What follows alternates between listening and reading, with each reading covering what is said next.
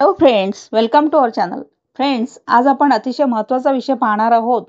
तो म्हणजे सासरच्या संपत्तीवर स्त्रीचा हक्क किती. याबद्दल जाणून घेऊयात. तर चला पाहूया स्त्रीचा हक्क किती.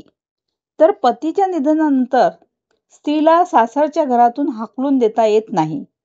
पतीच्या मृत्यूनंतर सासरच्या मंडळींना त्या महिलेला पोटगी द्यावी लागेल.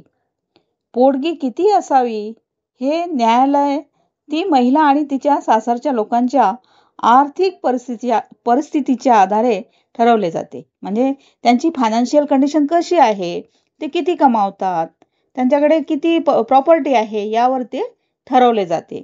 जर त्या महिलेला मुले असतील तर त्यांना वडिलांच्या वाट्याची संपूर्ण मालमत्ता मीन्स संपूर्ण प्रॉपर्टी मिळेल. आणि विधवा महिलेने दुसरे लग्न केले तर तिला सासरच्या मंडळीकडून मिळणारी पोटगी जी असते, मिळणारे जे मेंटेनन्स असते ते थांबते.